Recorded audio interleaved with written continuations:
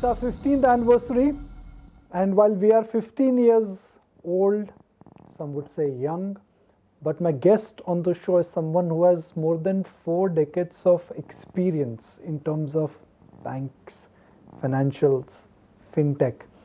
And if you ever thought that age is just a number, well, KV Kamath has really, in a sense, redefined that. Every time I meet him, I feel old. Every time I meet him, I come back with wisdom, motivation, and more importantly, understanding of not financial markets, but of life. What a pleasure, sir, to have you on ET Now, and thank you for making our 15th anniversary special. Thank you, and let me congratulate and compliment you and the team at ET Now for all that you have done as we have grown through these 15 years. Mr. Kamath, last 15 years have been full of twists and turns, peaks and troughs.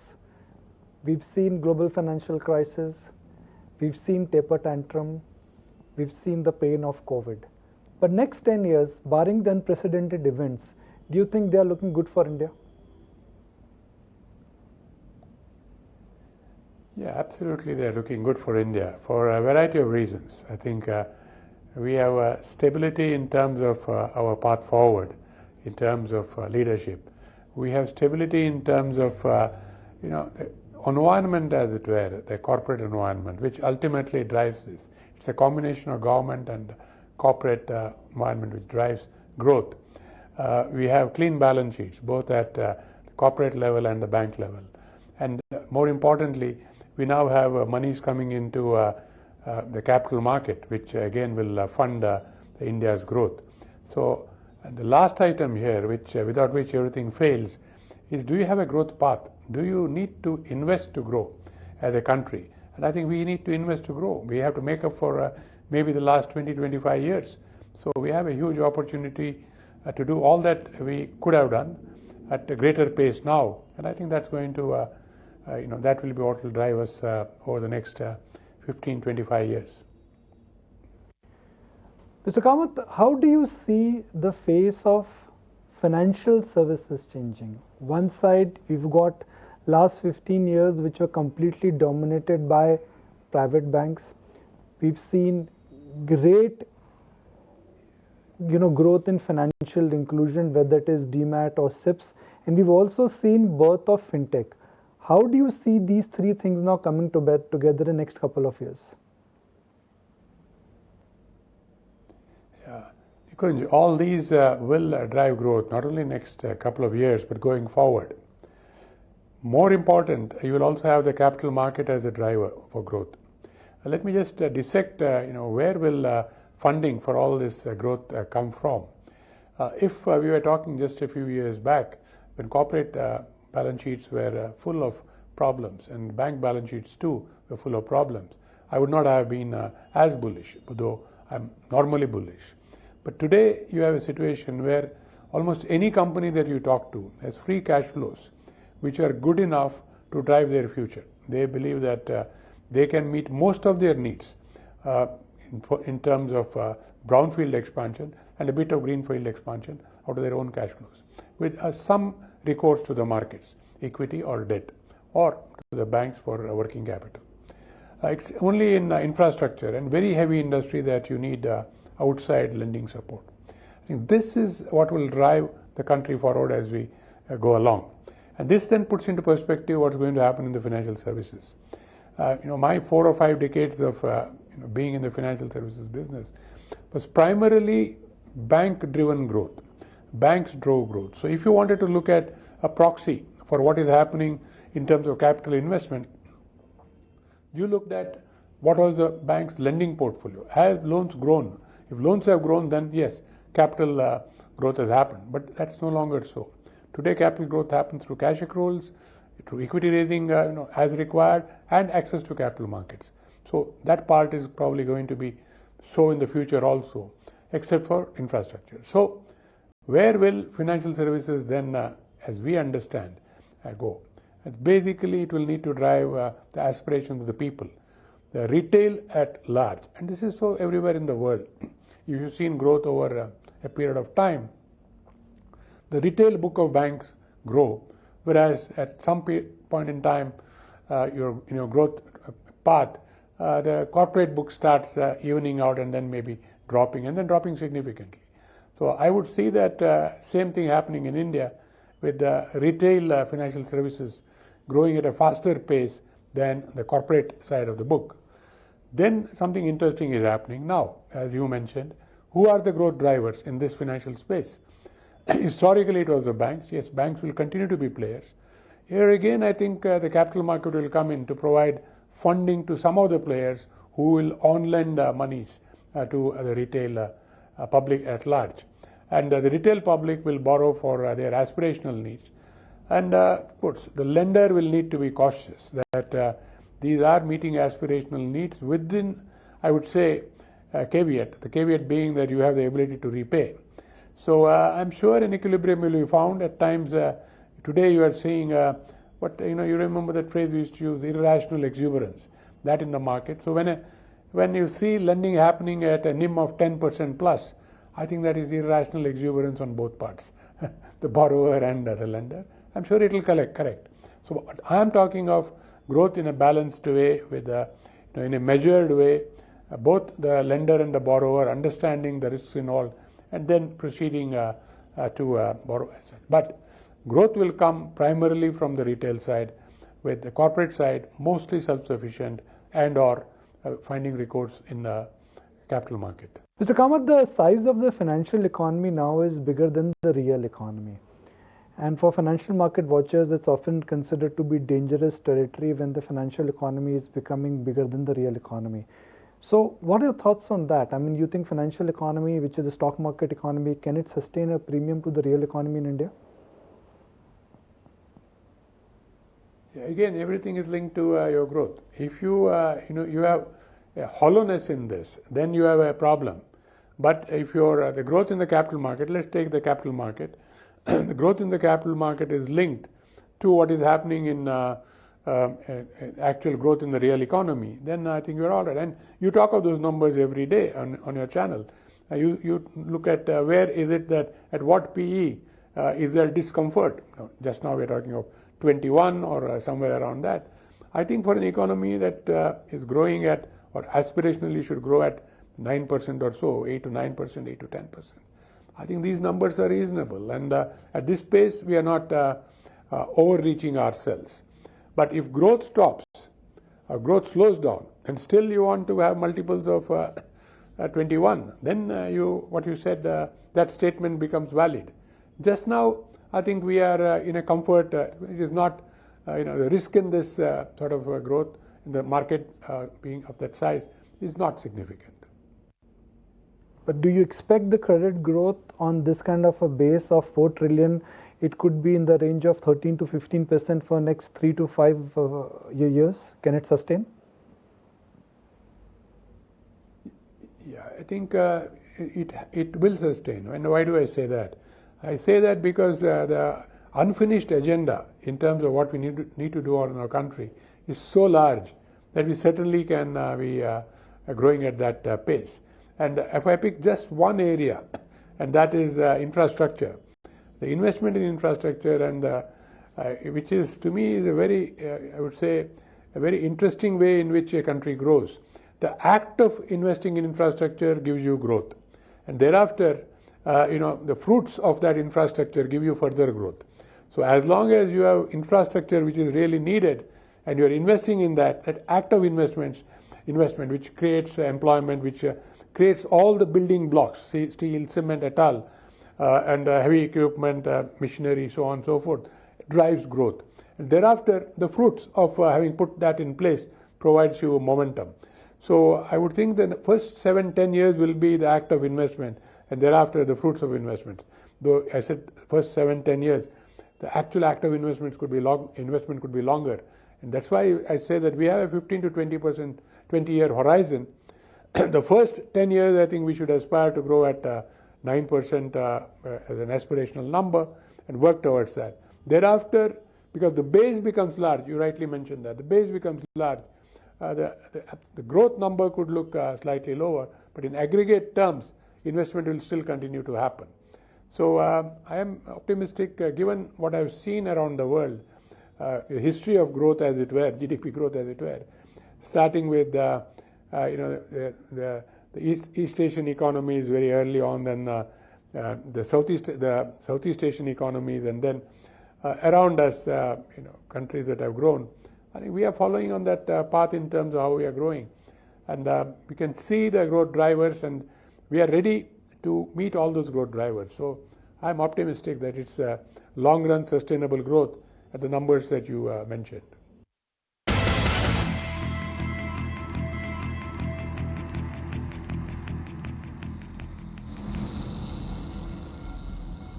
Mr. Kamath, while we feel very happy about the growth and we do global comparisons in terms of penetration and the market cap and the per capita, if I do a realistic global comparison and the data what we have is about US banks, the return ratios are not that high as what India has, both in terms of NIMs and also in terms of ROAs.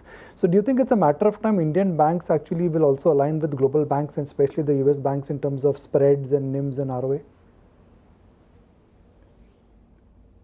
Yeah, I think a very interesting question. I think we will need to align. The simple reason is your customer will not be able to afford to give you the sort of return that you are today seeking. We used to say that an ROE for a bank, the comfort zone was 13-14%. We now have institutions looking at even higher. So if you are building a cushion to allow for risk, I think that is all right. But if this is all going to the bottom line, somewhere the market will create an equilibrium where between the lending rate and what the customer can afford to pay, there is a balance. So we will have some sort of a correction in NIMs as we go along, because these NIMs are clearly on the higher side, and most global banks do not work at these NIMs. Even other economies which have grown at our pace for a very long period of time. If you look at NIMs, really we are talking of 2.5% NIM, nothing more than 2.5%. And for a long time we were very comfortable with that NIM. So does that mean that we will the profitability of banks will come under pressure and will banks start doing badly? No. I think we are again in a very, I would say, fortunate situation where the advent of technology has meant that, I would put it this way. If I had an innings to run a bank all over again, my objective would have been to run the bank at zero cost. Zero cost is not possible. By that I mean, where do you come down in terms of cost? Next to zero. So that your cost to income ratio, which is in some banks over 50%, in some banks 35% to 40%, can you bring it to 15%? Can you bring it to 20%? Can you bring it below 15%? That's what I mean when I say I start with the zero as the target. It is like zero-based budgeting. So I think given technology where it is today and advancement in technology, it is possible to do that. As yet, I am not seeing anybody get down that path, but clearly they will as pressures mount. But it's an exciting time for a bank to try to reinvent its own path forward in terms of strategy, in terms of how it will create profit for itself by cutting costs and keeping NIMs at a very reasonable level, so that your customer also benefits in the process. And in fact, then you have a larger set of customers who could be your borrowers, who can afford to borrow from you. So, Mr. Kamath, couple of follow-up questions, and I'll promise I'll not extend my time beyond that. Who has the right to win, sir, in the financial space? Will big become mega, or will small become big? The right to win will be with those institutions which leverage technology appropriately. It is. I don't think it is relevant anymore in today's universe whether you have a large institution or a small institution, because a small institution has access to market today. There are people who will support it in the initial days and thereafter let you float through the capital market process, and you could increase in size. But that needs to, you need to create excitement in the minds of people who are backing you. And that would mean that you need to have a clear understanding of what is the future, and that future is a very low-cost institution. heavy on technology, but again, technology which is appropriate, technology which is changing every week, as it were, and you are able to move with the technology, not get stuck with something which is legacy. And by legacy, I don't mean 10 years old, but I mean legacy which is 1 year old. So that is the sort of institution which will win in the future. And these institutions, we now see the birth of some of these institutions in various places, not yet in India, but in various places. And these institutions, which will be very low cost and provide a service level which is yet to be experienced by customers who are used to, I would say, legacy banking. I think they will have the right to win. The legacy bankers, I think they have a great franchise. If they reinvent themselves, and I am stressing this, if they reinvent themselves, then they would be impossible to beat. Is it difficult to reinvent themselves? The answer should be no, but it is going to be not easy. So I am talking in terms of a riddle, because you can do it given technology that you have today. That is why it should be possible. But it's going to be difficult because you then need to be willing to handle your own legacies and dismantle those. If you do balance these two, then nobody can touch you as you go along. What about Indian PSU banking space? I mean, there were leakages, there were corporate governance issues. Now consolidation has happened. Liability franchise is looking strong. The tenure of CEO is now a multi-year tenure, not just for a couple of months, couple of weeks. Leadership seems to be changing. Attitude and approach seems to be changing. Can PSU banks and private banks coexist? And eventually, who will win?